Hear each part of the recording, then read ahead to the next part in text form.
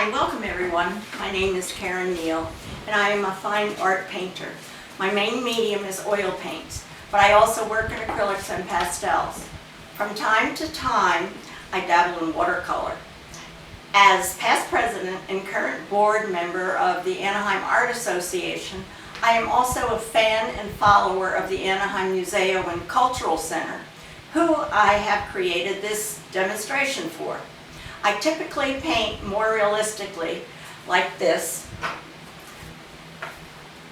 but sometimes I need a change, and I love to take a looser, more impressionistic approach to painting, which will be in wet on wet. This particular demonstration will be done in a 5-step flashcard approach, because it has to be done in another 10 minutes, and I certainly couldn't paint. If I could paint it in 10 minutes, I'd be on television. So, step 1, I toned the canvas with a brown tone called burnt umber, an acrylic paint which dries quickly. I just dampen the canvas with a paper towel and add the paint to the towel and wipe the tone on. Be careful not to be getting it too dark. Sometimes I use other colors to tone the canvas. The toning is done so that I will not have a stark white canvas. I then sketched in the Cardinal with burnt umber and acrylic. This rendering is on a 6x6 canvas panel.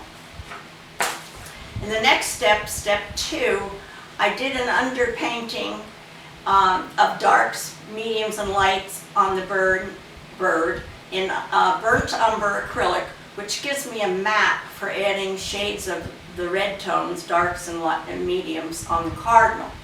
The paint is applied always in the direction of how the feathers lay on the bird. In oils and acrylics, you paint from darks to light, watercolors light to dark. Of course, there is always an exception to the rule. I then underpainted the background with phthalo blue, blue acrylic actually. I will add oil colors over this background, probably in the very last step. In the third step, this is my base color. I now switched to using oil paints. I use water mixable oil paints, which means the cleanup is in water and not turpentine. Plus I use special mediums that are used with this paint, which are much less toxic than traditional oils. I painted wet on wet paint, which is called alla prima, rather than letting paint dry in between, which could be a day or two or more. I used red color values of darks, mediums, light, plus added the black in this particular step. Sometimes I use this step solely as my base painting, and which I did in step 2 with the brown tones. I am careful always to paint in the direction of the bird's feathers. Step 4 is when I added the bird's highlights in yellow reds and yellow, both mixed with white, and applied it on the red base color, always in the direction of how the feathers lay.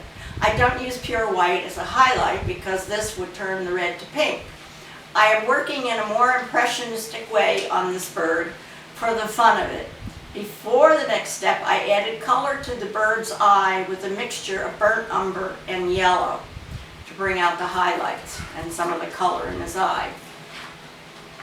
Step 5, the eye is the soul of the animal in any portrait. Here I have worked more on his eye with highlights to make it more realistic, plus added more white with a touch of blue around the edge of his eye. This is a feather, this is really what brings out the bird's eye. There is also feather highlighting you would see in most birds' eye, this white.